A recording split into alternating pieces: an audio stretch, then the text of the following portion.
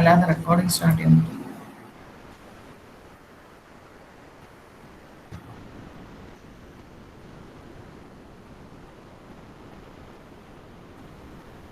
So in the last class, we have discussed some other important ആയിട്ടുള്ള ഒരു കുറച്ച് definitions ആണ് നമ്മൾ തിയോറിറ്റിക്കൽ പാർട്ട് തന്നെയാണ് കണ്ടത്. What is basis of charge, നമ്മൾ ഇമ്പോർട്ടൻ്റ്ലി സിലബസിനകത്ത് വന്ന ഒരു ഏരിയ പറഞ്ഞത് ബേസിസ് ഓഫ് ചാർജ് എന്താന്ന് പറഞ്ഞു. പിന്നെ what are the features of tax, then what is the quid pro quo element in tax, fees, fine and penalty, അത് നമ്മൾ ഡിസ്കസ് ചെയ്തിരുന്നു. what are the objectives of taxation, then a brief history of income tax in India, ആരാണ് income tax ആദ്യമായി ഇന്ത്യയിൽ കൊണ്ടുവന്നത്, അങ്ങനത്തെ കാര്യങ്ങൾ. പിന്നെ then we have quickly gone through the important landmarks in the history of Indian tax system. Indian ടാക്സിൽ ഇതുവരെ ഉണ്ടായിട്ടുള്ള land marks, especially wealth tax introduce ചെയ്തത്, അത് അബോളിഷ് ചെയ്തത്, അങ്ങനത്തെ അതുമായിട്ട് റിലേറ്റ് ചെയ്തിട്ടുണ്ടായിരുന്ന കാര്യങ്ങൾ. പിന്നെ ഓൾറെഡി ഫസ്റ്റ് സെഷനിൽ പറഞ്ഞതാണെങ്കിലും we have quickly gone through the direct tax in indirect ടാക്സസിനെ പറ്റി ഒരു ഡിസ്കഷൻ ഉണ്ടായിരുന്നു. പിന്നെ nextly we have discussed about what is gross total income, what is total income, then what is accelerated assessment എന്ന് വെച്ച് കഴിഞ്ഞാൽ assessment made in the same year എന്ന് വെച്ച് കഴിഞ്ഞാൽ നോർമലി ചെയ്യുന്നത് പ്രീവിയസ് ഇയറിൽ ഏൺ ചെയ്യുന്ന ഇൻകത്തിന് assessment will be made in the assessment year, but what are the exceptions to that same, അതാണ് accelerated assessment എന്ന് പറയുന്നത്. Then finally we ended up with average rate of tax, നമ്മൾ detailed ആയിട്ട് പറഞ്ഞു, and maximum marginal rate, how we compute the maximum marginal rate. Today also I am continuing with the some of the important areas, അതായത് in order to enter the problem part പറയേണ്ട കുറച്ച് theory areas തന്നെയാണ് continue ചെയ്യുന്നത്. First of all today's topic, first topic is what is income. ശരിക്കും പറഞ്ഞാൽ ഏറ്റവും ആദ്യം മനസ്സിലാക്കേണ്ട കാര്യം, income is not defined as per the income tax act. Income define ചെയ്തിട്ടേ ഇല്ല. However, the section 224 of the act, what are the items to be included in the income of an assessee?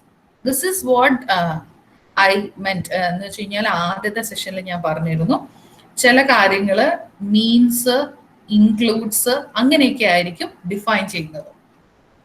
It won't be directly defined in the act. അപ്പം നമ്മൾ ഇതുവരെ ചിലപ്പോൾ income എന്ന് വെച്ചാൽ you may list down some of the incomes, ഒരാൾക്ക് earn ചെയ്യാൻ സാധ്യതയുള്ള income എല്ലാം നിങ്ങൾ ലിസ്റ്റ് ഡൗൺ ചെയ്യപ്പെടുമായിരിക്കും. But income is not defined in the income tax act. But the following items can be included as the income of assessee. ഈ പറയുന്ന ഐറ്റംസിനെ നമുക്ക് income ആയിട്ട് കൺസിഡർ ചെയ്യാം, അല്ലാതെ ഒരിക്കലും ഇൻകം എന്താണെന്ന് പറഞ്ഞിട്ടില്ല. And the first thing is profit and gains. Second one is dividend. Dividend from an Indian company. ഇന്ത്യയിലെ ഒരു ഡൊമസ്റ്റിക് കമ്പനിയിൽ നിന്നും ഏൺ ചെയ്യുന്ന dividend is exempt from tax. But with effect from 1/4/2016, any dividend received from an Indian company in excess of 10 lakh, 10 ലക്ഷത്തിൽ കൂടുതൽ ഒരു resident individual, ആരാണ് resident അതെല്ലാം നമ്മൾ കാണും. റെസിഡന്റ് ഇൻഡിവിജ്വൽ, ഇപ്പൊ ഒരു ഇൻഡിവിജ്വൽ റെസിഡന്റ് ആയ ഒരു വ്യക്തി, resident individual or HUF or firm will be taxable at the rate of 10% plus surcharge plus education cess. Okay, അപ്പൊ നോർമലി നമ്മുടെ general understanding will be like that. Dividend from an Indian company is exempt from tax, but from 1/4/2016 10 ലക്ഷത്തിൽ കൂടുതൽ earn ചെയ്യുന്നുവെങ്കിൽ by way of dividend by a resident individual HUF or firm, 10% റേറ്റിൽ tax കൊടുക്കണം, plus surcharge plus cess, education cess. അപ്പോൾ ആദ്യം നമ്മൾ പറഞ്ഞു profit and gain, second is dividend, third one is if you are making any voluntary contribution to the religious or charitable trust or scientific research association or any university or hospitals. അതായത് ഇങ്ങനത്തെ സ്ഥാപനങ്ങൾ, charitable institutions, religious trust or institutions, if they are receiving any kind of voluntary contribution, ആരും നിർബന്ധിച്ച് വാങ്ങിക്കുന്നതല്ല, voluntary ആയിട്ട് കൊടുക്കപ്പെടുന്നതിന് will be considered as the income of that institutions, അവരുടെ ഇൻകമായിട്ട് കണക്കാക്കും. And the fourth one is, if there is any value of or the value of any perquisite or profits in lieu of salary, which are salary pagaram. In lieu means instead of, or salary ki equivalent ആയിട്ട് എന്ന് വെച്ചാൽ നമ്മൾ പറയാന്ന് വെച്ച് കഴിഞ്ഞാൽ certain directors, if sometimes their salary won't be a fixed one. ഇപ്പൊ companies ആക്ടിലൊക്കെ പറയുന്നുണ്ട് എങ്ങനെ റെമ്യൂണറേഷൻ കൊടുക്കണം എന്നൊക്കെ ഉള്ളതുകൊണ്ട് clauses are there, let it be there. അപ്പൊ അങ്ങനെ സാലറി ആയിട്ട് കൊടുക്കാതെ ഇൻ ല്യൂ ഓഫ് ദാറ്റ്, അതിന് പകരം പ്രോഫിറ്റിന്റെ ഒരു വിഹിതം, പ്രോഫിറ്റിന്റെ ഒരു share if it is given as salary or instead of salary, ആ ഒരു പെർക്വിസിറ്റ് അതിനെ നമ്മൾ ഇൻകം ആയിട്ട് കണക്കാക്കും, whoever the person it is receiving. Then fifth one is, there are some special allowances or benefits അസസിക്ക് അവരുടെ ഡ്യൂട്ടീസ് പെർഫോം ചെയ്യാൻ വേണ്ടിയിട്ട്. ഇപ്പൊ ജമ്മു ആൻഡ് കാശ്മീർ അതുപോലെയുള്ള പല പല സ്ഥലങ്ങൾ, ഹൈ ഓൾട്ടിറ്റ്യൂഡ് ഏരിയാസിൽ വർക്ക് ചെയ്യുന്ന, അതുപോലെ തന്നെ ഇന്ത്യയുടെ ബോർഡറിൽ വർക്ക് ചെയ്യുന്ന ആൾക്കാർ, അവർക്കൊക്കെ they are not in a situation ഫാനിറ്റ് ചോട്ടിയിരുന്ന് വർക്ക് ചെയ്യുന്ന പോലെ ഒരു അവസ്ഥയല്ല. They are having environment which is entirely different. High altitude work ചെയ്യുമ്പോൾ ടെമ്പറേച്ചർ മീൻസ് വെതർ കണ്ടീഷൻസ് കാരണം ഉണ്ടാവുന്ന ഫേസ് ചെയ്യുന്ന ഇഷ്യൂസ്, അപ്പൊ അതിനൊക്കെ അങ്ങനത്തെ അൺഫോർസീനും അൺസർട്ടനും ആയിട്ടുള്ള സിറ്റുവേഷൻസ് ഒക്കെ ഫേസ് ചെയ്യുന്നതുകൊണ്ട് തന്നെ they will be given certain kind of allowances for their performance. ഇപ്പൊ ഫോർ എക്സാമ്പിൾ കോപ്സിന്റെ ഭാഗമായിട്ടിരിക്കുന്നവർക്കെല്ലാം അവരുടെ ഡ്യൂട്ടിയുടെ ഭാഗമാണ് uniform. So in order to perform their duty they are supposed to wear uniform, right? അപ്പോൾ ആ ഡ്യൂട്ടി, അവരുടെ ഒഫീഷ്യൽ ഡ്യൂട്ടി ചെയ്യാൻ വേണ്ടിയിട്ട് അതിന്റെ ഭാഗമായി അവർക്ക് ഉണ്ടാവുന്ന എക്സ്പെൻസസ് മീറ്റ് ചെയ്യാൻ വേണ്ടി we will provide uniform allowance. അങ്ങനെ കൊടുക്കുന്ന അലവൻസസ് അല്ലെങ്കിൽ benefits will be considered as the income of that person. Then the next thing is, most probably ഇപ്പോൾ കോസ്റ്റ് ഓഫ് ലിവിങ് മീറ്റ് ചെയ്യാൻ വേണ്ടിയിട്ട് അല്ലെങ്കിൽ ഒരാളുടെ പേഴ്സണൽ എക്സ്പെൻസസ് മീറ്റ് ചെയ്യാൻ വേണ്ടിയിട്ട്, due to the increase in the cost of living, ഒരാളുടെ cost of living കൂടുന്നതിന് അത് മീറ്റ് ചെയ്യാൻ വേണ്ടിയിട്ട്, പേഴ്സണൽ എക്സ്പെൻസസ് മീറ്റ് ചെയ്യാൻ വേണ്ടി we may allow him some certain allowances. ഇതിനെല്ലാം അയാളുടെ ഇൻകം ആയിട്ട് എടുക്കും. Then next item mentioned as income is a benefit or perquisite obtained by any beneficiary or representative assessee. അതായത് റെപ്രസെന്റേറ്റീവ് അസസി ബെനിഫിഷ്യറിക്ക് വേണ്ടി എന്തെങ്കിലും പേ ചെയ്യുവാണ്. റെപ്രസെന്റേറ്റീവ് അസസി നമ്മൾ പറഞ്ഞു, on the death of assessee the nominee becomes the representative assessee. അങ്ങനെയൊക്കെ വരുന്ന സിറ്റുവേഷനിൽ ബെനിഫിഷ്യറിക്ക് വേണ്ടി, ബെനിഫിഷ്യറിയുടെ ബെനിഫിറ്റിന് വേണ്ടിയിട്ട് representative assessee if have paid, obtained or paid anything. Then likewise ഒരു കമ്പനി ഡയറക്ടർ, സബ്സ്റ്റാൻഷ്യൽ ഇൻട്രസ്റ്റ് ഉള്ള ഒരു company director, substantial interest in the sense that the salary, basic salary should be more than 50,000. 20%, more than 20% of the voting rights are there with that particular director. അങ്ങനെയൊക്കെ ഉണ്ടെങ്കിൽ we can say that that person is having a substantial interest over that company. അപ്പൊ അങ്ങനെ substantial interest ഉണ്ടാവുന്ന situation, അപ്പോ substantially interest ഉള്ള ഒരു director or director അല്ലെങ്കിൽ substantial interest ഒരു കമ്പനിയിലുള്ള ഒരു വ്യക്തി, ഡയറക്ടർ തന്നെ ആയിരിക്കണം എന്നില്ല, and that person may obtain A benefit or perquisite. അങ്ങനെ ഒരു കമ്പനിയിൽ നിന്ന് ബെനിഫിറ്റോ പെർക്വിസിറ്റോ കിട്ടുകയാണെങ്കിൽ, അത് ഡയറക്ടർ തന്നെ ആവണം എന്നില്ല, സബ്സ്റ്റാൻഷ്യൽ ഇൻട്രസ്റ്റ് ഉള്ള ഒരു പേഴ്സൺ കിട്ടിയാലും ആ ബെനിഫിറ്റ് അല്ലെങ്കിൽ perquisite will be considered as his income. But ഇപ്പോ ഇതേ കാര്യം ആ ഡയറക്ടറിന്റെ റിലേറ്റീവ് റിസീവ് ചെയ്താൽ അതിനെ ആരുടെ ഇൻകമായിട്ട് എടുക്കാൻ പറ്റില്ല? ഡയറക്ടറിന്റെ ഇൻകമായിട്ട് എടുക്കാൻ പറ്റും. ദെൻ അടുത്ത ഐറ്റം ആയിട്ട് പറഞ്ഞേക്കുന്നത്, if any compensation is received by a person who is managing the affairs of the Indian company. എന്തെങ്കിലും കോമ്പൻസേഷൻ റിസീവ് ചെയ്യാൻ, എന്ത് കോമ്പൻസേഷൻ? ഒരാളെ നമ്മൾ സർവീസിൽ ഉണ്ടായിരുന്ന, അതായത് വർക്ക് ചെയ്തുകൊണ്ടിരുന്ന ഒരു പേഴ്സണെ we terminated him from service. അപ്പൊ ആ ടെർമിനേറ്റ് ചെയ്യുന്ന സമയത്ത് we are suppose to settle him. എന്താ വെച്ച് കഴിഞ്ഞാൽ അങ്ങനെ ഒരു ജോലി നഷ്ടപ്പെടുന്നതിന് compensation of loss of agency നമ്മൾ പറയും ലോയിനകത്ത്. ഇവിടെ പക്ഷെ ഇവിടെ ഏജൻസി ഒന്നുമല്ല നഷ്ടപ്പെടുന്നത്, compensation is given for that person due to the loss of that employment. Employment നഷ്ടപ്പെടുന്നതിന് നമ്മൾ കോമ്പൻസേഷൻ കൊടുക്കുന്നു. That may be receive from the government or from the management. നിങ്ങൾ പഠിച്ചിട്ടുണ്ടാവും already. It is one way, it is known as retrenchment compensation.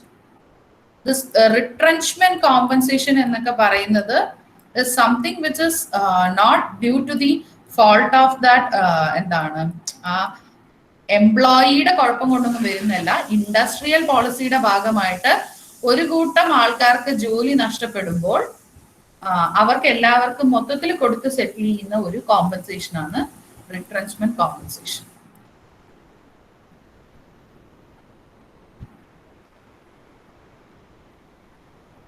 അത് ചിലപ്പോ ഇപ്പോ for example നമ്മുടെ old ബാറ്റിൽ നിന്ന് GST വന്നപ്പോഴത്തേക്ക് ഉണ്ടാകുന്ന വ്യത്യാസം കാരണം നഷ്ടപ്പെടുന്നതായിരിക്കാം. അല്ലെങ്കിൽ വർഷങ്ങൾക്ക് മുന്നേ മാനുവൽ വർക്ക് ചെയ്തുകൊണ്ടിരുന്നവര് ഇരുന്ന സ്ഥലത്ത് ഓട്ടോമേഷൻ കൊണ്ടുവന്നപ്പോൾ ഉള്ളതായിരിക്കാം.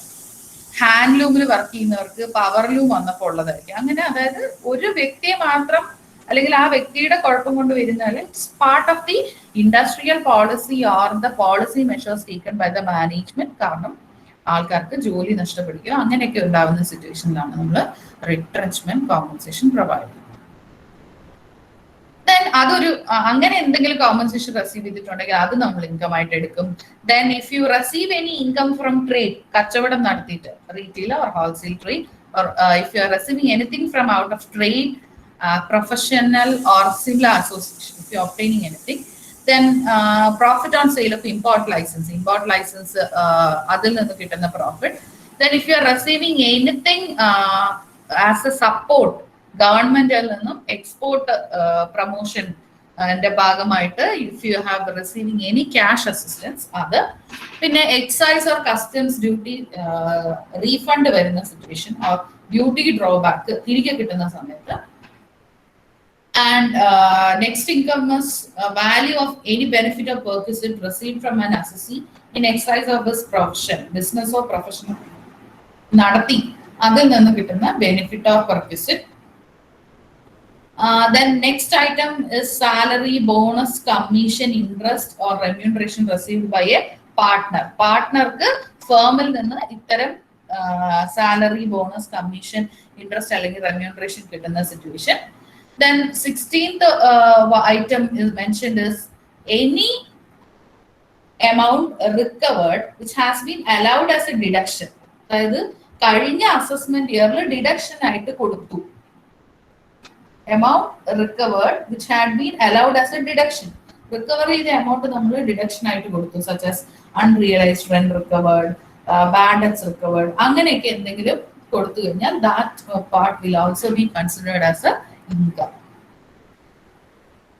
Then പിന്നെ നമ്മൾ കഴിഞ്ഞ ദിവസം കണ്ട ഹെഡിനകത്ത് വരുന്ന കുറച്ച് കാര്യങ്ങൾ തന്നെയാണ് profit, capital gain, then profit or gains of insurance business. Then next item is any income received by a assessee from his employer as a contribution to provident fund superannuation fund or any other fund which is as per the Employee State Insurance Act, ESIC, Employee State Insurance Corporation. ESICയുടെ ഫണ്ടോ, അതായത് ആൾക്കാരുടെ വെൽഫെയറിന് വേണ്ടിയിട്ട്, എംപ്ലോയീസിന്റെ വെൽഫെയറിന് വേണ്ടി ചെയ്യുന്ന കെപ്റ്റസൈഡ് ചെയ്യുന്ന ഫണ്ടിൽ നിന്ന് എന്തെങ്കിലും amount അസസിക്ക് കിട്ടിയിട്ടുണ്ടെങ്കിൽ ആര് കൊടുത്ത്? എംപ്ലോയർ കൊടുത്ത്. എന്ന് വെച്ചാൽ ശമ്പളം കൂടാതെ PF നിന്നോ അങ്ങനെ ഏതെങ്കിലും ഫണ്ടിൽ നിന്ന് എംപ്ലോയർ നടത്തിയ കോൺട്രിബ്യൂഷനിൽ നിന്ന് നമുക്ക് ഇൻകം കിട്ടിയാൽ അതും നമ്മുടെ ഇൻകം ആയിട്ട് തന്നെ എടുക്കും. ആരുടെ? എംപ്ലോയിയുടെ ഇൻകം.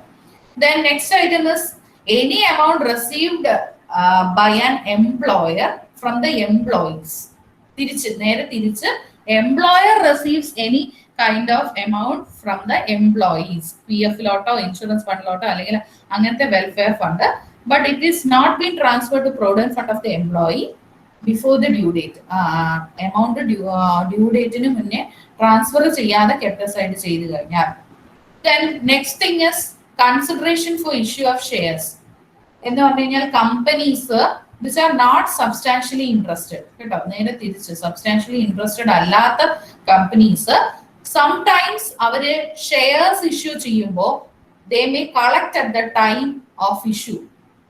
അതായത് ഷെയർസ് ഇഷ്യൂ ചെയ്യുന്നത് പ്രീമിയത്തിലായിരിക്കും, ഫെയർ മാർക്കറ്റ് വാല്യൂവിനേക്കാൾ കൂടുതലായിരിക്കും. അപ്പൊ അങ്ങനെ വരുന്ന സിറ്റുവേഷനിൽ ആ എമൗണ്ട് ആരുടെ ഹാൻഡ്സിൽ ടാക്സബിൾ ആയിരിക്കും? Will be taxable in the hands of companies. ഇത് വെഞ്ചർ ക്യാപിറ്റൽ കമ്പനീസിനും സെൻട്രൽ ഗവൺമെന്റ് നോട്ടിഫൈ ചെയ്യുന്ന കമ്പനീസിനൊന്നും ആപ്ലിക്കബിൾ ആയിരിക്കില്ല. അല്ലാത്ത കമ്പനീസിന് എന്തെങ്കിലും ഒരു amount if they are receiving as a premium amount, premium ആയിട്ട് കളക്ട് ചെയ്ത്, അതും എങ്ങനത്തെ companies which are not substantially interested. Then any advance amount forfeited by the seller of a capital asset consequent to cancellation of the transaction. അതായത് for example already നമ്മൾ income from other സോഴ്സിൽ എടുക്കുന്ന ഒരു കാര്യമാണ് any advance money and all. പക്ഷേ ഈ advance money is been forfeited by the seller. Capital asset sale ചെയ്യാനിരുന്ന ഒരു seller, that person forfeited that amount. Forfeited means അങ്ങനെ ഒരു ട്രാൻസാക്ഷൻ വേണ്ടെന്ന് വെച്ചു. അപ്പൊ അങ്ങനെ നേരത്തെ കൊടുത്തിരുന്ന അഡ്വാൻസ് തിരികെ കിട്ടിയാൽ അത് ഇൻകം ആയിട്ട് നമ്മൾ എടുക്കും. Any sum which is been received under keyman insurance policy.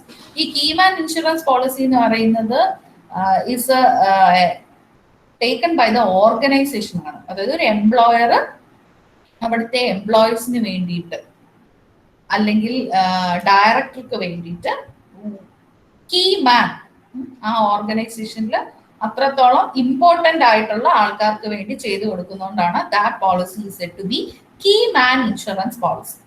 അത് എംപ്ലോയർ ആണ് എംപ്ലോയീസിന് വേണ്ടി ചെയ്തു കൊടുക്കുന്നത്. അപ്പൊ അങ്ങനെ ചെയ്ത് കൊടുക്കുമ്പോൾ ഫ്യൂച്ചറിൽ the employee receives any kind of amount out of that policy, ആ കിട്ടുന്ന എമൗണ്ടിനെ ഇൻകം ആയിട്ട് നമ്മൾ എടുക്കും. Then the next amount of income mentioned here is if you are not carrying on, that is amount received under an agreement.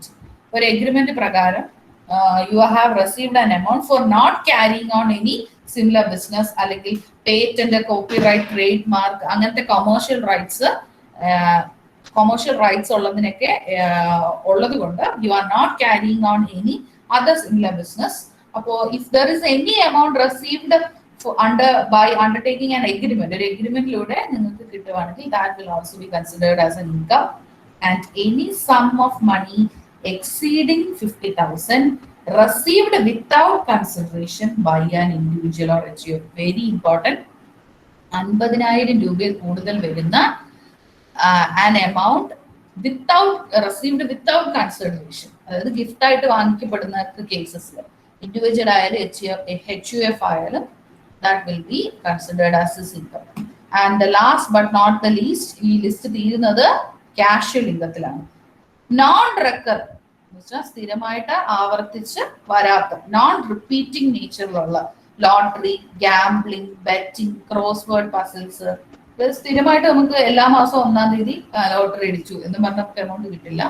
It won't B any എന്താണ് സ്ഥിരമായിട്ട് നമുക്ക് expect ചെയ്യാൻ പറ്റുന്ന ഇൻകം ഒന്നും ആയിരിക്കില്ല. Something which is temporary or unexpected in nature. നമുക്ക് എപ്പോഴും expect ചെയ്തിരിക്കാനായിട്ട് പറ്റില്ല. അപ്പൊ ഇങ്ങനെ ഇത്രയും ഐറ്റംസ് ആണ് ഇൻകം എന്ന് പറയുന്ന ഹെഡിനകത്തുള്ളത്. അപ്പൊ നിങ്ങൾക്ക് ഡൗട്ട് വരും, ഇതിനകത്ത് എന്തൊക്കെ നമ്മളിനി പഠിച്ചു ചെയ്തു? ഒന്നും എഴുതിയില്ലേലും ആദ്യം എഴുതണം ഇൻകം ഡിഫൈൻ ചെയ്തിട്ടില്ല എന്നുള്ളത്. പിന്നെ ഈ പറയുന്ന അല്ലെങ്കിൽ ഈ ഐറ്റംസിനെ നമുക്ക് ഒരു അസസിയുടെ ഇൻകത്തിനകത്ത് ഉൾപ്പെടുത്താം എന്ന് പറഞ്ഞിട്ട് up to minimum or maximum നിങ്ങൾക്ക് ഒരു 10 to 15 ഐറ്റംസ് ഒക്കെ പഠിക്കാം. ഓക്കെ, അതിനകത്ത് what you find it easy you can study and write. അത് നിങ്ങളുടെ ഒരു ഡിസ്കഷനിൽ വിട്ടേക്കുന്നു. ചിലപ്പോൾ ഇപ്പൊ നമുക്ക് പെട്ടെന്ന് കഥ പോലെ പറഞ്ഞ് മനസ്സിലാക്കാൻ പറ്റുന്ന രീതിയിൽ നിങ്ങൾക്ക് എഴുതാൻ പറ്റുന്ന കാര്യങ്ങൾ യു ക്യാൻ ഇൻക്ലൂഡ്. അപ്പം മേളിൽ പറഞ്ഞത് ഒരു കോംപ്രിഹെൻസീവ് ലിസ്റ്റ് ആണെന്നൊന്നും നമുക്ക് പറയാൻ പറ്റില്ല. It can B income means any monetary benefit ആവാം, ഒരു പെർട്ടിക്കുലർ സോഴ്സ് ഉണ്ടായിരിക്കണം എന്ന് മാത്രം. ഇൻകം ടാക്സിന് ഏറ്റവും important it should have A clear source. അപ്പൊ അസസ്മെന്റ് പർപ്പസിന് നമ്മൾ ഇന്നലെ പറഞ്ഞ പോലെ നമ്മൾ ഹെഡ് 5 ഡിവൈഡ് ചെയ്തിട്ടുണ്ട്. ആ 5 ഹെഡിലായിരിക്കും അസസ്മെന്റ് ചെയ്യുന്നത്. ഇനി ഇൻകം ടാക്സിനെ നമ്മളിപ്പം സാധാരണ പറയില്ലേ, അക്കൗണ്ടിങ്ങിൽ നമ്മൾ ചെയ്യുന്നത് പോലെ അല്ല ഇൻകം ടാക്സിലും. ഇൻകം ടാക്സിന്റെ ഒരു പ്രത്യേകത, whether income is legal or illegal, that doesn't matter. Regular ആണോ ഇറഗുലർ ആണോ എന്ന് വെച്ച് കഴിഞ്ഞാൽ ക്യാഷിൽ ഇൻകം ആണ്, സാലറി ഇൻകം ആണ്. സാലറി സ്ഥിരമായിട്ട് നമുക്ക് റിക്കറിങ് ആയിട്ട് റെഗുലർ ആയിട്ട് കിട്ടുന്ന ഒരു കാര്യമാണ്. പക്ഷെ ലോട്ടറി ആയാലും അതുപോലത്തെ ക്യാഷ്വൽ ഇൻകംസ് ആയാൽ അത് ഇറഗുലർ ആണ് എന്ന് കരുതിയിട്ട് നമുക്കതിനെ ഇൻകം ആയിട്ട് കൺസിഡർ ചെയ്യാതിരിക്കാൻ പറ്റില്ല. അപ്പൊ legal or illegal it doesn't matter. Income regular ആണോ ഇറഗുലർ ആണോ it doesn't matter. Whether you are receiving the income as a lump sum or as instalment, it is not matter. If it is received, it is being taxable. പിന്നെ income എന്ന് പറയുന്നത് it can be received in the form of cash. നമ്മൾ അപ്പോഴേ പറഞ്ഞു, ഡയറക്ടർക്ക് കിട്ടുന്ന perquisite kind ആയിട്ട് കിട്ടുന്ന, or even in the form of service. Cash ആയിട്ട് കിട്ടുന്നതും കൈൻഡ് ആയിട്ട് കിട്ടുന്നതും സർവീസ് ആയിട്ട് കിട്ടുന്നത് പോലും വി ക്യാൻ കൺസിഡേർഡ് ആസ് എന്താണ്, ഇൻകം ആയിട്ട് കൺസിഡർ ചെയ്യാം.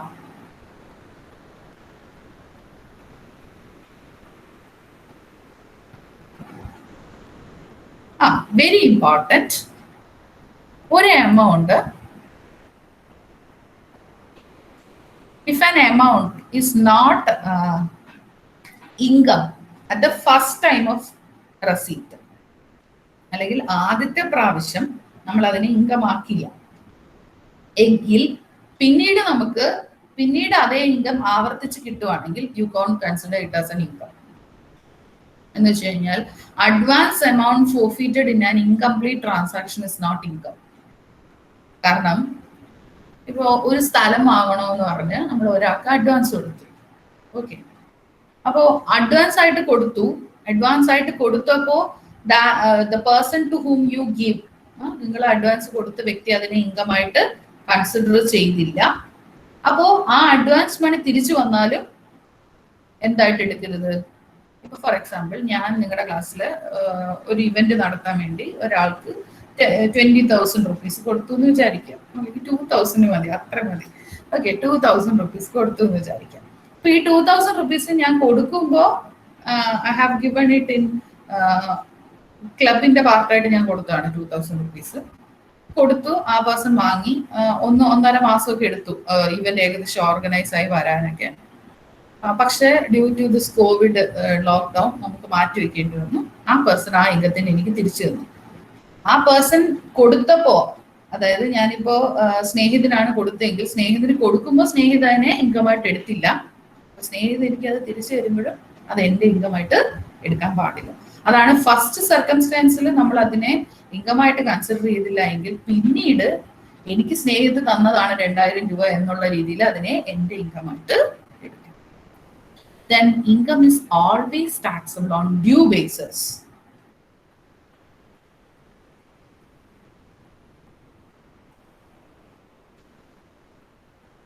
ഇനി legal ഒബ്ലിഗേഷന്റെ ഭാഗമായിട്ടൊക്കെയാണ്, if there is a charge on the basis of a legal obligation against an income is not taxable extend to that charges എന്ന് പറഞ്ഞു കഴിഞ്ഞാൽ അർത്ഥം, ഇപ്പൊ എന്തെങ്കിലും കോർട്ട് വേർഡിക്റ്റിന്റെ ഭാഗമായിട്ടൊക്കെ കുറച്ച് എമൗണ്ട് ചാർജ് എന്ന് പറഞ്ഞു കഴിഞ്ഞാൽ ഇറ്റ് ഈസ് എന്താണ്, എക്സ്പെൻസ് പോലെയാണ്, ഇൻകത്തിൽ നിന്ന് നമ്മൾ മീറ്റ് ചെയ്യേണ്ടത് എന്ന അർത്ഥമാണ്. അപ്പോൾ ആ അത്രയും ഭാഗത്തിന്, ഇൻകത്തിന്റെ അത്രയും ഭാഗം നമ്മൾ സ്പെൻഡ് ചെയ്തതായിട്ട് അല്ലെങ്കിൽ അത് ചാർജ് ആയിട്ട് വരുന്നതുകൊണ്ട് അതിന് ഇൻകമായിട്ട് എടുക്കരുത്. എന്ന് വെച്ചാൽ 1,00,000 രൂപ ഇൻകം ആണ്, ബട്ട് അതിൽ 30,000 is as part of legal charge. Legally ഉണ്ടാവുന്ന സിറ്റുവേഷൻസ് ആണെങ്കിൽ, അല്ലെങ്കിൽ നമ്മൾ പ്രോസസിങ് ഫീ ആയിട്ടൊക്കെ കൊടുത്തതാണെങ്കിൽ റിമൈനിങ് 70,000 അല്ലെങ്കിൽ ആ എക്സ്പെൻസ് ആയിട്ട് വരാത്ത പോർഷന് മാത്രമേ നമ്മൾ ടാക്സബിലിറ്റി എടുക്കാവൂ. Personal gift are not taxable in the hands of recipient. However, the gift received exceeding 50,000 is taxable subject to certain exceptions. ഈ subject to certain exceptions എന്ന് പറഞ്ഞാൽ അതിൽ വരിക റിലേറ്റീവ്സ് ആണെങ്കിൽ there is exception. അല്ലാത്ത ഏത് കേസിലും 50,000 above ഉള്ള gift will be made taxable. ഇനി ഡിസ്പ്യൂട്ടഡ് ഇൻകം, തർക്കത്തിലിരിക്കുകയാണ് വസ്തു.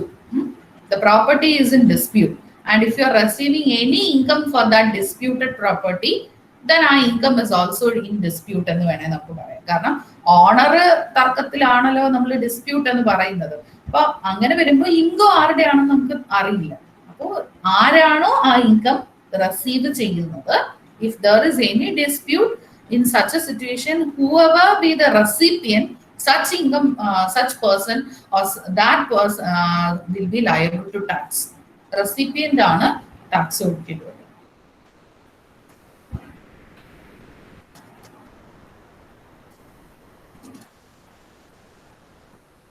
ഇനി ക്യാഷ്വൽ ഇൻകം നമ്മൾ ഓൾറെഡി പറഞ്ഞു, അൺഎക്സ്പെക്ടഡ് അല്ലെങ്കിൽ നോൺ റിപ്പീറ്റിംഗ് നേച്ചറിലുള്ളതാണ് casual income. Lottery winnings, card game, horse race, competitions, കോണ്ടസ്റ്റിൽ നിന്ന് നമുക്ക് ലക്കി ഡ്രോ എന്നൊക്കെ കിട്ടുന്നത്. അത് may or may not happen in future ആണ്.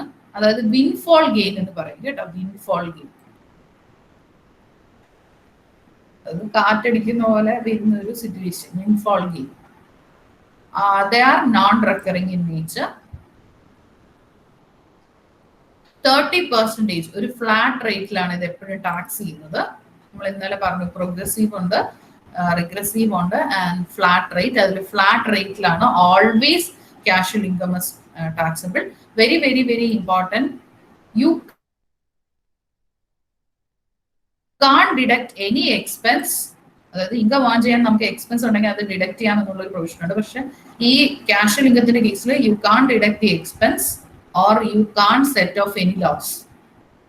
അതായത് ഒരു വർഷം എനിക്ക് ലോസ് ഉണ്ടായെങ്കിൽ ആ ലോസിനെ എനിക്ക് കുറയ്ക്കാൻ പറ്റില്ല എന്ന് വെച്ചാൽ അർത്ഥം, ഒരാൾക്ക് ഇരുന്നിരുന്ന് പാവം 2 ലക്ഷം രൂപ കയ്യിൽ കിട്ടി, ലോട്ടറി അടിച്ച് കയ്യിൽ കിട്ടി, റിസീവ് ചെയ്തു.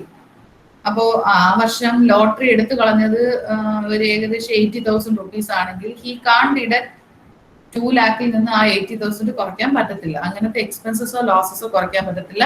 ലോട്ടറി വാങ്ങുന്നതിന്റെ ചെലവ്, കൺവേയൻസ്, ഇതൊന്നും no expenses can be deduct. Very important and very very important. whenever the amount exceeds 10,000, 10,000-ൽ കൂടുതൽ നമുക്ക് ഈ പറഞ്ഞ പോലെ എന്ത് റിസീവ് ചെയ്യുകയാണെങ്കിൽ ക്യാഷ്വൽ ഇൻകം ഏത് തന്നെ ആയാലും 10,000-ൽ കൂടുതൽ റിസീവ് ചെയ്താൽ government is suppose to deduct 30% flat rate tax കുറച്ചിട്ട്. നമ്മൾ അങ്ങനെ കുറയ്ക്കുന്നതിനെയാണ് കഴിഞ്ഞ ദിവസം പറഞ്ഞത്, it is called TDS, tax deducted at source. അതായത് ഏത് സോഴ്സ് ആണ് അല്ലെങ്കിൽ എവിടെയാണ് ഇൻകം ഏൺ ചെയ്യപ്പെടുന്നത് ആ സോഴ്സിൽ തന്നെ ഡിഡക്ട് ചെയ്യപ്പെടുന്ന സിറ്റുവേഷൻ. അപ്പോൾ തന്നെ ഡിഡക്ട് ചെയ്തിരിക്കണം, പ്രൊവൈഡഡ് ദ ഇൻകം എക്സീഡ്സ് 10,000. അത് ഏത് ക്യാഷ്വൽ ഇൻകം ആയാലും, ലോട്ടറി ആയാലും, what ever B the casual income, എല്ലാം 10,000-ൽ കൂടുതൽ എമൗണ്ട് ഓഫ് വിന്നിങ് ഉണ്ടെങ്കിൽ ഉറപ്പായിട്ടും ടാക്സ് ഡിഡക്ട് ചെയ്യും. പിന്നെ ചില ഇൻകംസ് എല്ലാം നമുക്ക് ക്യാഷ്വൽ ആയിട്ട് തോന്നും, but they are not casual incomes. For example capital gain, ഒരു ക്യാപിറ്റൽ അസറ്റ് സെൽ ചെയ്യുമ്പോൾ എപ്പോഴും ഉണ്ടാവുന്നതല്ല, അതൊരു ഇൻഫോൾ ആണ്. പക്ഷെ we can consider them as casual income. പിന്നെ ബിസിനസ് എന്നോ പ്രൊഫഷൻ എന്നോ സ്ഥിരം ഒരു ഡോക്ടർക്ക് കൺസൾട്ടിങ് ഫീസ് കിട്ടണമെന്ന് നിർബന്ധമൊന്നുമില്ല. അതുപോലെ തന്നെ ഈ ലോട്ടറി ഏജൻസിന് ചിലപ്പോ വിൽക്കാതെ പോകുന്ന ലോട്ടറി ആയിരിക്കും ലോട്ടറി അടിക്കുന്നത്, അല്ലെങ്കിൽ സെല് ചെയ്ത ലോട്ടറി അയാളുടെ കടയിൽ നിന്ന് സെല് ചെയ്ത അല്ലെങ്കിൽ അയാളുടെ ഏജൻസിയിൽ നിന്ന് കൊടുത്ത ഡിസ്ട്രിബ്യൂട്ട് ചെയ്ത ലോട്ടറിക്ക് ആയിരിക്കും ചിലപ്പോൾ വിന്നിങ് ഉണ്ടാവുക. അപ്പൊ that person may get a commission. പക്ഷെ ഇതൊന്നും എന്തിലെടുക്കില്ല, you won't consider all these as casual income. ഇതെല്ലാം നമ്മൾ എടുക്കുക, we will put it under the heading business, that is business of profession ഹെഡിനകത്തായിട്ടായിരിക്കും എടുക്കുക. ചില സമയത്ത് ക്യാഷ് ഗിഫ്റ്റ് ആയിട്ടൊക്കെ പ്രൊവൈഡ് ചെയ്യാറുണ്ട്, എംപ്ലോയർ എംപ്ലോയിക്ക് പ്രൊവൈഡ് ചെയ്യുന്നത്. ഓണം, ക്രിസ്മസ് അങ്ങനെയൊക്കെ വരുമ്പോഴത്തേക്കും ചിലപ്പോൾ ബോണസ് കൊടുക്കുമായിരിക്കും, അല്ല അത് ഗിഫ്റ്റ് ഒക്കെ കൊടുക്കും. പക്ഷെ അങ്ങനെ വരുന്ന ഗിഫ്റ്റ് ആണെങ്കിൽ പോലും അത് സ്ഥിരമായിട്ട് എംപ്ലോയിക്ക് കിട്ടുന്നില്ല എങ്കിൽ പോലും it would not be placed under casual income. It will be considered under the head salary. When it is അതായത് employer relationship exist ചെയ്ത് വാങ്ങുന്നതായ എല്ലാ ഇൻകവും we will put under the head salary. അപ്പൊ ഞാൻ ഇതുവരെ പറഞ്ഞത് രണ്ട് ഏരിയ ആണ്. One is income and the next one is casual income. ഇതുവരെ പറഞ്ഞതിൽ എന്തെങ്കിലും ഡൗട്ട്സ് ഉണ്ടെങ്കിൽ യു ക്യാൻ ആസ്ക്. മാം, ഈ സബ്സ്റ്റാൻഷ്യൽ ഇൻട്രസ്റ്റ് എന്ന് പറഞ്ഞാൽ എത്ര ശതമാനം മുകളിലായിരിക്കും സബ്സ്റ്റാൻഷ്യൽ ഇൻട്രസ്റ്റ് ഉണ്ടാവേണ്ടത്? എങ്ങനെ മനസ്സിലായില്ല? ഒരു person substantial interest, how will you define the substantial interest? അതല്ല, അതെ, അതായത് not less than 20% of the income. Okay, not less than 20%. Yes ma'am, thank you ma'am. അത് അതർ ദാൻ കമ്പനി ആവുന്ന സിറ്റുവേഷനിലാണ്. ഓക്കെ, അതിൽ 3 ക്ലോസസ് വരും. ഒന്നാമത്തെ സിറ്റുവേഷൻ എന്ന് പറഞ്ഞു കഴിഞ്ഞാൽ ഒരു പേഴ്സണ് സബ്സ്റ്റാൻഷ്യൽ ഇൻട്രസ്റ്റ് എന്ന് പറയുന്നത് ഇൻ എ കൺസേൺ, ഒരു സ്ഥാപനത്തിൽ എന്നുള്ള രീതിയിൽ ഒരു കൺസേൺ അതർ ദാൻ കമ്പനി ആണെങ്കിൽ not less than 20% of the income of such concern. ഇനി അതേ സിറ്റുവേഷൻ ഷെയർസ് ഒക്കെ ഉള്ള, അതായത് ഷെയർസ് വാങ്ങിയിട്ടുണ്ട് എന്നുണ്ടെങ്കിൽ V can say that there also participation in the profits, right to participate in the profits not less than 20%. അവിടെയും 20% എന്നാണ്. പക്ഷെ when you define this substantial interest എന്ന് പറയുമ്പോൾ നമ്മൾ 3 ആയിട്ട് വേണം ഡിവൈഡ് ചെയ്ത്. ആദ്യത്തെ കേസ് എന്ന് വെച്ചാൽ അതർ ദാൻ കമ്പനി, അവിടെയും not less than 20% of the income of the concern, income സ്ഥാപനത്തിന്റെ വരുമാനം. രണ്ടാമത്തെ സിറ്റുവേഷൻ ഇപ്പൊ ഷെയർസ് ഒബ്റ്റൈൻ ചെയ്തിട്ടുണ്ട് എന്നുണ്ടെങ്കിൽ അവിടെ not less than 20% of the voting power. മൂന്നാമത്തെ സിറ്റുവേഷൻ എന്ന് പറയുന്നത് is deemed to have a substantial interest. എല്ലാം ഡീംഡ് ആണ്, നമുക്ക് ആക്ച്വൽ ആയിട്ട് അങ്ങനെ മെഷർ ചെയ്യാൻ പറ്റാത്തതുകൊണ്ട് ഡീംഡ് ആയിട്ടുള്ള രീതിയിൽ അത് എപ്പോഴും എക്സ്പ്ലെയിൻ ചെയ്യപ്പെടുള്ളൂ. പക്ഷെ ഈ മൂന്നാമത്തെ സിറ്റുവേഷനിൽ പറയുന്നത് ഏതാണോ പേഴ്സൺ, ഇപ്പൊ എക്സ് ആണെങ്കിൽ എക്സും along with his relative owns equity share not less than 20%. I will share that substantial interest മാത്രമായിട്ടുള്ള ഒരു കാര്യം ഷെയർ ചെയ്തേക്കാം. അത് ക്ലിയർലി ഡിഫൈൻ ചെയ്ത് പറയുന്നുണ്ട്.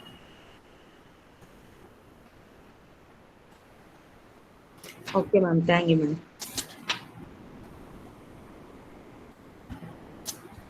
Next we are moving on to the area called residential status and incidence of tax.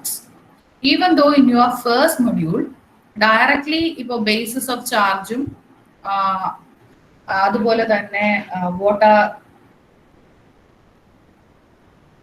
basis of charge, then അത് കഴിഞ്ഞ് ഓരോ heads അങ്ങനെ പറഞ്ഞാണ് നിങ്ങളുടെ first chapter is progressing. But we can't take it as such. കാരണം ആദ്യം പറയുന്നത് chapter 1 to 6A of the income tax act along with the relevant rules. 1 to 6A എന്ന് പറയുന്നത്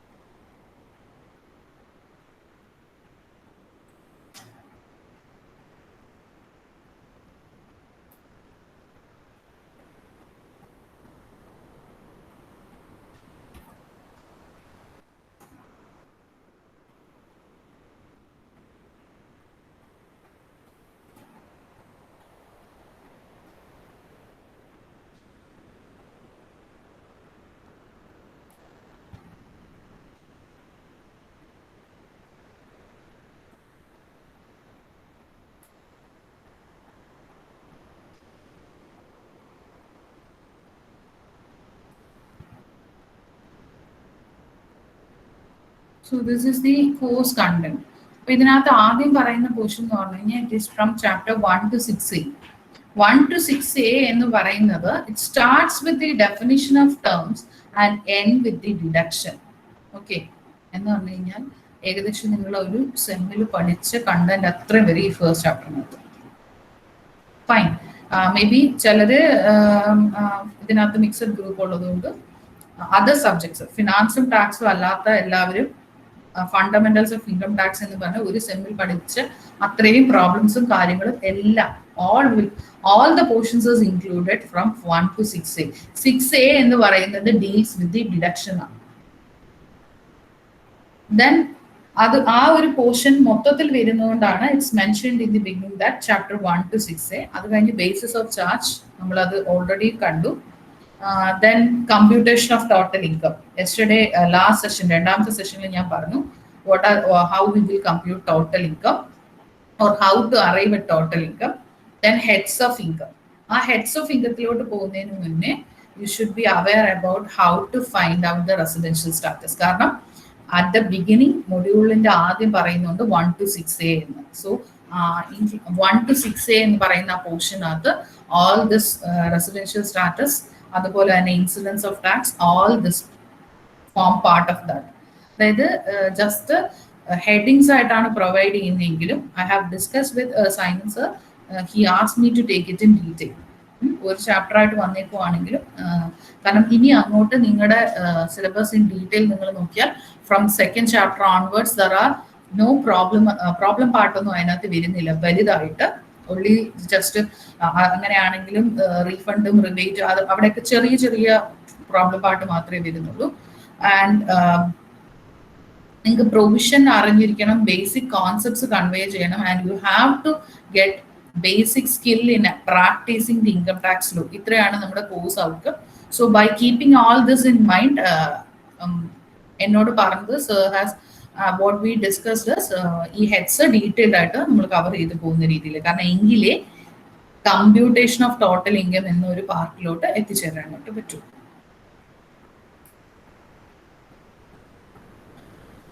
So residential status is very important in determining the tax liability.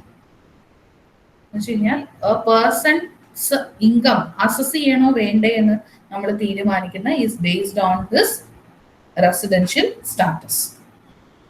ഇതിൽ ഇൻഡിവിജ്വലിന്റെ residential status വരാം. We will discuss the residential status of HUF, firm, AOP or every other person and joint stock company. അങ്ങനെ 4 ആയിട്ടായിരിക്കും നമ്മൾ divide ചെയ്ത് discuss ചെയ്യുന്നത്.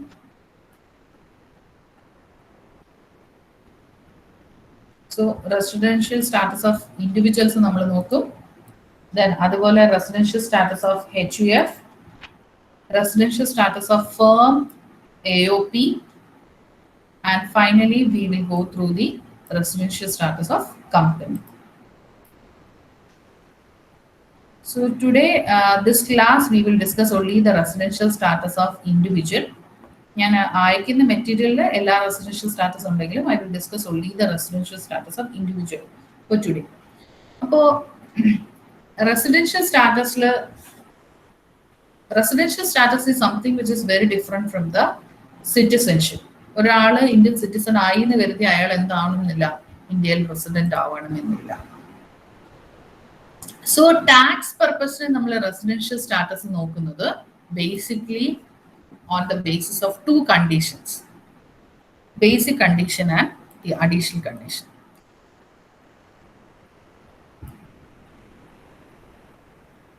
You have to check the basic condition അതുപോലെ additional condition check ചെയ്യാം.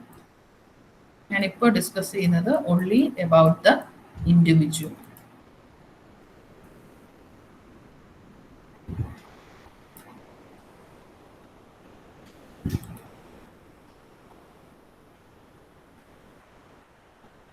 Basic condition in the case of an individual, an assessee in India during the previous year, ഞാൻ കറക്സ് മാത്രം ഇവിടെ എഴുതുവാണ്, പ്രീവിയസ് ഇയറിൽ 182 days or more സ്റ്റേ ചെയ്താൽ 182 days or more stay ചെയ്താൽ we can say that person complies the basic condition. Second is, if an assessee stayed in India during the previous year for a period of 60 days or more, 60 ദിവസമോ അതിൽ കൂടുതലോ. ഇതെല്ലാം ഈ പറയുന്നതെല്ലാം എന്താണ്? അസസിയുടെ stay in ഇന്ത്യയെ പറ്റിയാണ്. ഇന്ത്യയിൽ എത്ര ദിവസം താമസിച്ചു എന്നുള്ളത് നിങ്ങൾ കണ്ടിട്ടുണ്ടെങ്കിൽ, ഇപ്പോൾ കോവിഡ് ഒക്കെ വരുന്ന ഒരു സിറ്റുവേഷന് മുന്നേ ആണെങ്കിൽ ദ ഫോറിനേഴ്സ് വിസിറ്റിംഗ് ഇന്ത്യ കഴിവതും നിങ്ങൾ നോക്കിയാൽ അറിയാം 6 മാസത്തിന് മുന്നേ അവർ സ്ഥലം വിടും. കാര്യം എന്താ? അവര് വരുന്ന രാജ്യത്തിലും, അതായത് ശരിക്കും from which country they are visiting India, എവിടെ നിന്നാണോ വരുന്നത് അവിടുത്തെ ഇൻകത്തിനും ഇന്ത്യയിൽ അവർ സ്റ്റേ ചെയ്യുന്ന പീരീഡിലെ ഇൻകത്തിനും they are liable to pay tax in India. Okay. അതായത് 6 മാസം എന്ന് പറയുന്നത് ഇറ്റ് ഇസ് 30 ദിവസമായിട്ട് നമ്മൾ ഓൺ ആൻ ആവറേജ് എടുക്കുകയാണെങ്കിൽ 6 months into 30 it becomes 180. Clear? അത് അങ്ങനെ നോക്കിയാണ് മിക്കവരും ഫോറിൻ കൺട്രീസ് വിസിറ്റ് ചെയ്യുന്നത്. അതൊരു കോമൺ, ഞാൻ ലേമൻ ലാംഗ്വേജിൽ പറയുന്നത്. നമ്മൾ നോക്കുമ്പോൾ നമ്മൾ നോക്കേണ്ടത് ഒരു അസസി ഇന്ത്യയിൽ എത്ര ദിവസം സ്റ്റേ ചെയ്തു എന്ന് നോക്കണം. 182 ഡേയ്സോ അതിൽ കൂടുതലോ ഉണ്ട് എങ്കിൽ അത് ഫസ്റ്റ് കണ്ടീഷൻ ആണ് പറയുന്നത്. ഇത് നിങ്ങൾ ഈ കണ്ടീഷൻസ് നോക്കുമ്പോൾ മനസ്സിലാക്കേണ്ട ഒരു കാര്യം, ഇതിൽ ഏതെങ്കിലും ഒന്ന്, either 1 or 2, ഇതിൽ ഏതെങ്കിലും ഒന്ന് ചെക്ക് ചെയ്യുക, മീൻസ് ഒന്ന് നമ്മൾ നോക്കിയാൽ മതി. either 1 or 2. സെക്കൻഡ് ഭാഗം തീർന്നില്ല. 60 days or more and 365 days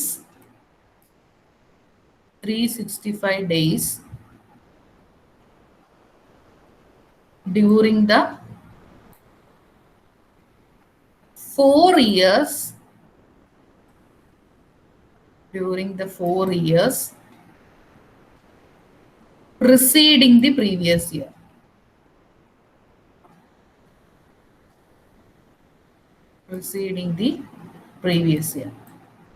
അതായത് പ്രീവിയസ് ഇയറിന് മുന്നേ ഉള്ള 4 വർഷം എടുത്താൽ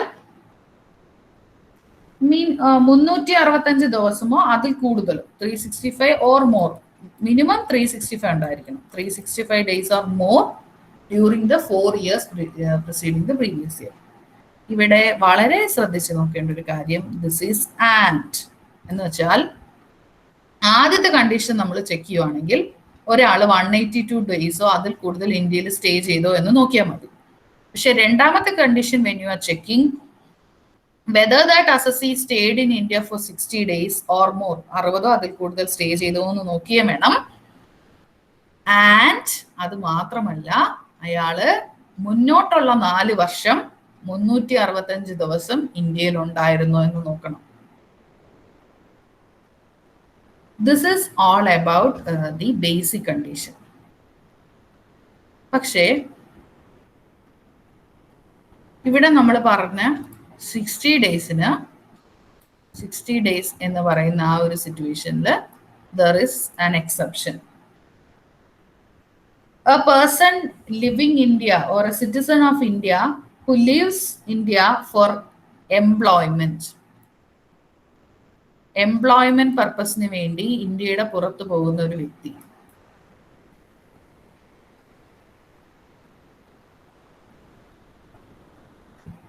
second, a person of Indian origin visiting India.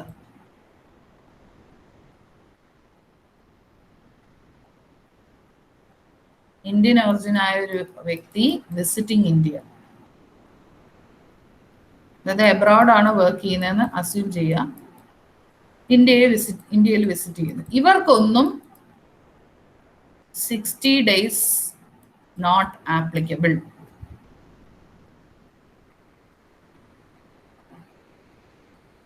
Four them നമ്മൾ ആദ്യം പറഞ്ഞ 182 days ആണ് നോക്കേണ്ടത്.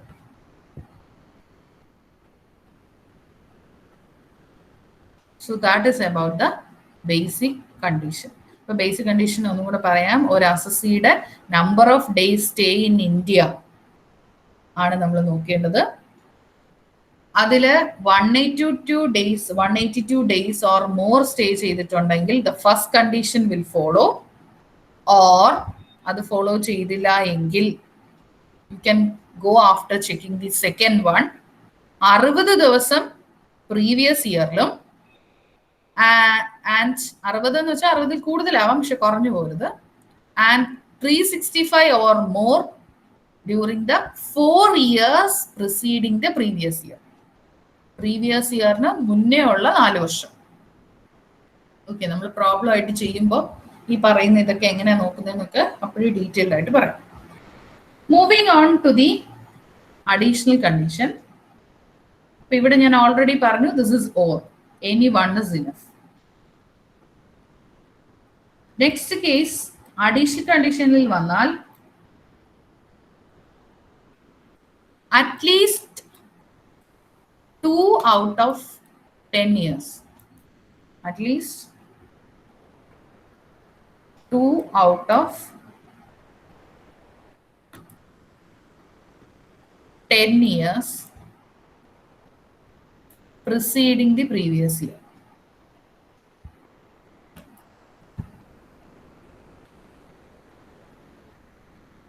Assessee has been resident in India at least for 2 out of the 10 years preceding the previous year.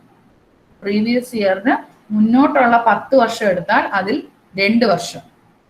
Second thing, an assessee has been in India for a period of 730 days. 730 ദിവസമോ അതിൽ കൂടുതലോ, കൂടിപ്പോയാൽ കുഴപ്പമില്ല.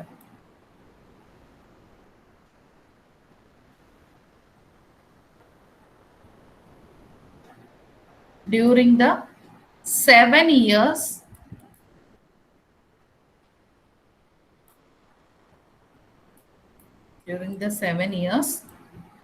preceding the previous year.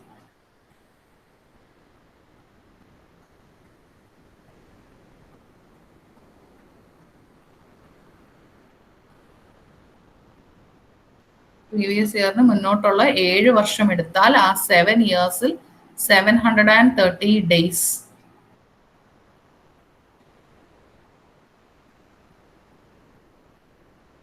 Here it is and എന്ന് വെച്ചാൽ comply ചെയ്യണമെങ്കിൽ ഇത് രണ്ടും ഒരുമിച്ച്, പക്ഷേ ബേസിക് കണ്ടീഷനിൽ ഏതെങ്കിലും ഒരെണ്ണം മതി. ഈ പറഞ്ഞ കണ്ടീഷനിൽ ഇതുവരെ എന്തെങ്കിലും ഡൗട്ട് ഉണ്ടെങ്കിൽ ചോദിക്കാം.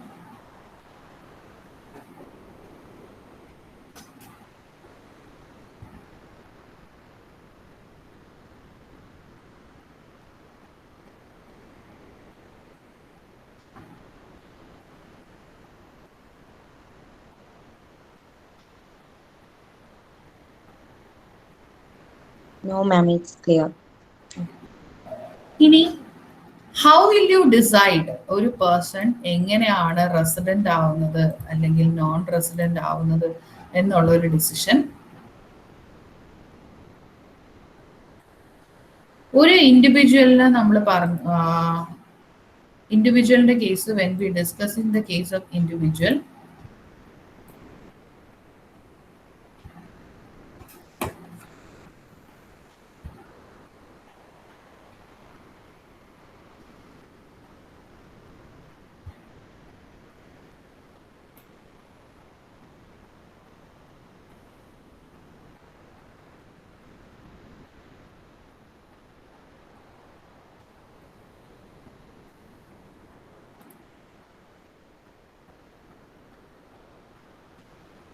so a individual may have 2 status. Either he can be resident in India or non-resident. ഈ റെസിഡൻഷ്യൽ സ്റ്റാറ്റസിൽ തന്നെ he can be ordinarily resident or not ordinarily resident.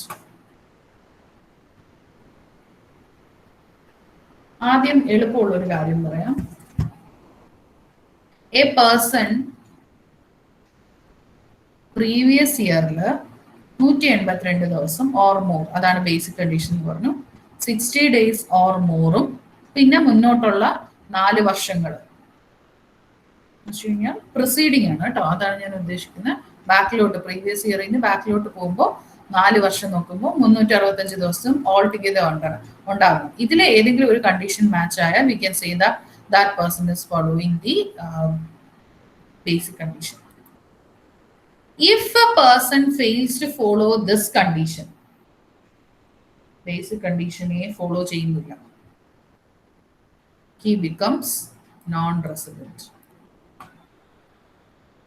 Okay, not fulfilling basic condition. Minimum 60 എങ്കിലും ഉണ്ടായിട്ടുണ്ടെങ്കിൽ പിന്നെ 4 വർഷം together എടുക്കുമ്പോൾ 365 days എങ്കിലും ഉണ്ടെങ്കിൽ നമുക്ക് ബേസിക് കണ്ടീഷൻ ഫോളോ ചെയ്തു എന്ന് പറയാം. പക്ഷെ ബേസിക് കണ്ടീഷൻ പോലും ഫുൾഫിൽ ചെയ്യാത്ത ഒരു വ്യക്തിനെ നമ്മൾ നോൺ റെസിഡന്റ് ആയിട്ട് എടുക്കും. പിന്നെ നമ്മൾ പറഞ്ഞ ഒരു സിറ്റുവേഷൻ എന്ന് പറഞ്ഞു കഴിഞ്ഞാൽ ഇതിൽ ഏതെങ്കിലും ഒരെണ്ണം മതി, എനി വൺ, ബേസിക് കണ്ടീഷനിൽ ഏതെങ്കിലും ഒരെണ്ണം. ആൻഡ് ബോത്ത് ആയിരിക്കണം എപ്പോഴും additional condition. Any one of basic കണ്ടീഷനും ബോത്ത് അഡീഷണൽ കണ്ടീഷൻ മീറ്റ് ചെയ്താലേ കാര്യമുള്ളൂ. അതായത് അഡീഷണൽ കണ്ടീഷൻ 1 മീറ്റ് ചെയ്തു 2 മീറ്റ് ചെയ്തില്ല, ഒരു റെലവൻസി ഇല്ല എന്ന് വെച്ചാൽ അർത്ഥം അഡീഷണൽ കണ്ടീഷൻ എപ്പോഴും ടുഗെദർലി മെറ്റ് ആയിരിക്കണം. അപ്പോ V can say in short പറഞ്ഞു കഴിഞ്ഞാൽ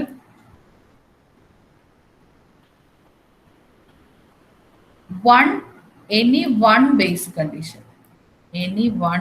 condition and both additional condition, that person can be treated as ordinarily resident. Likewise,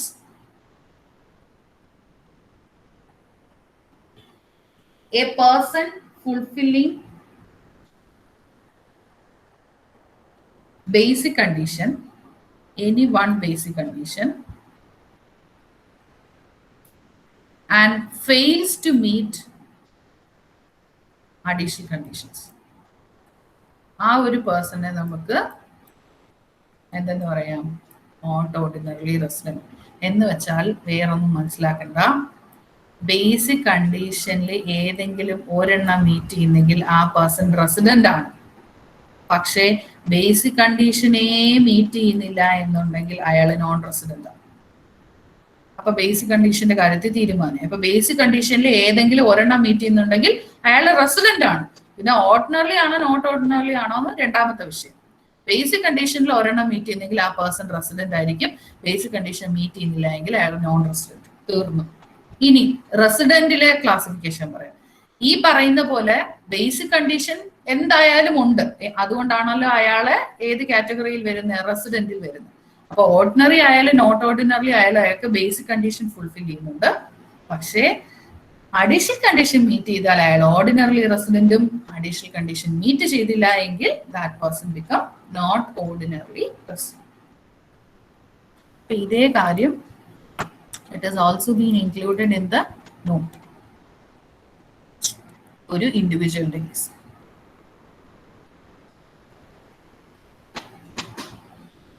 If you have any doubts regarding the topic discussed so far, you can ask me.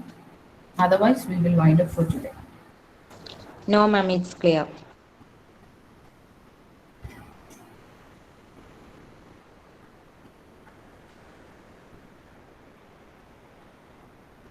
Remaining part, residential സ്റ്റാറ്റസിന്റെ remaining part നമുക്ക് അടുത്ത ദിവസം, അതായത് ഈ ഇൻഡിവിജ്വലിന്റെ case you just go and thorough with the conditions ഒന്ന് ഇച്ചിരി തറവായിട്ട് നോക്കുക. അതിനുശേഷം after that we will discuss the remaining, അതായത് പ്രോബ്ലം, ഇൻഡിവിജ്വലിന്റെ പ്രോബ്ലം, റെസിഡൻഷ്യൽ സ്റ്റാറ്റസിന്റെ ഇൻഡിവിജ്വലിന്റെ പ്രോബ്ലം ഡിസ്കസ് ചെയ്തതിനു ശേഷം വി വിൽ move to other HUF, firm and company.